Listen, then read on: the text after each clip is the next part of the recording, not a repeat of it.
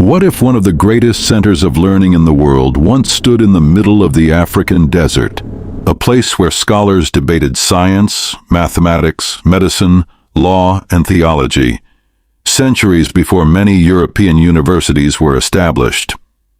A city filled with thousands of handwritten books, libraries, and schools. That place was Timbuktu, the legendary city of books. For centuries, Timbuktu stood as one of the most important intellectual centers in the world. Located near the edge of the Sahara Desert in what is now modern-day Mali, the city became famous not only for trade, but for knowledge. Its story began many centuries ago when traders traveling across the Sahara stopped there as a resting point. Caravans loaded with gold, salt, ivory, and other goods passed through the city on their long journeys between North Africa and the powerful kingdoms of West Africa. Over time, this small trading settlement began to grow into something extraordinary. As wealth flowed into the region, rulers of the powerful Mali Empire began investing in education, religion, and scholarship. Among the most famous of these rulers was Mansa Musa, the legendary emperor often considered one of the richest people in history. During his reign in the 14th century, Mansa Musa transformed Timbuktu into a thriving center of Islamic learning. After returning from his famous pilgrimage to Mecca, he brought scholars, architects, and teachers with him to help develop the city. One of the most important institutions that emerged during this time was the famous Sankore University.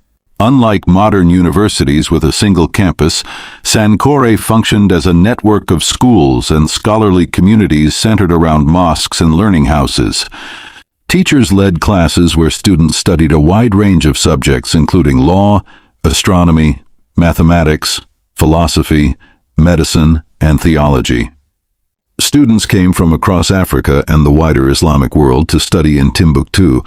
Many traveled thousands of kilometers across the desert just to learn from the city's renowned scholars. Education in Timbuktu was rigorous and highly respected. Students often spent years mastering different subjects before receiving recognition as scholars themselves. Knowledge was passed down through lectures, debates, and handwritten manuscripts. And manuscripts were at the heart of Timbuktu's intellectual culture. Books were incredibly valuable at the time. Every manuscript had to be written carefully by hand, often taking months or even years to complete. Because of this, books were treated as precious treasures. In Timbuktu, owning books became a symbol of wealth and prestige. Scholars built private libraries, families passed manuscripts down through generations, and entire collections were preserved within the city. Historians believe that at its height, Timbuktu may have housed hundreds of thousands of manuscripts. These texts covered an astonishing variety of subjects. Some focused on religion and law. Others explored mathematics, astronomy, medicine, geography, poetry, and philosophy. Many manuscripts recorded scientific observations and scholarly debates that took place centuries ago. Some even discussed topics like surgical procedures, star movements, and complex legal systems that governed society at the time. For scholars, Timbuktu was a place where knowledge flourished. One of the city's most respected intellectuals was Ahmad Baba al-Timbukti, a renowned scholar and writer who lived in the 16th century. Ahmad Baba wrote dozens of works on law, theology, and education, and his influence spread far beyond the city itself.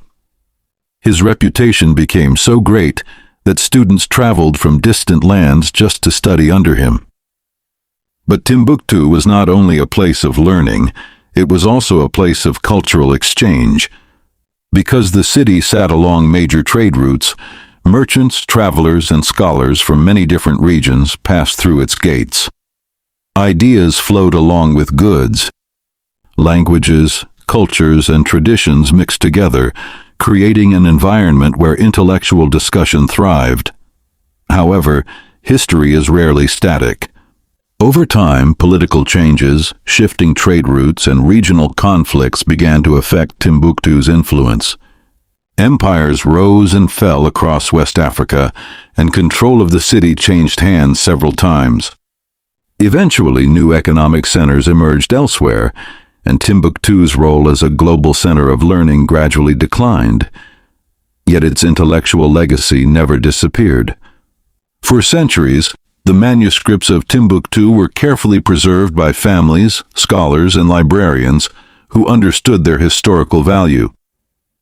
Many of these texts were hidden in private homes and secret libraries, protected from war, looting, and environmental damage. In recent decades, researchers and historians have begun rediscovering these remarkable collections. Thousands of manuscripts have been studied, revealing the extraordinary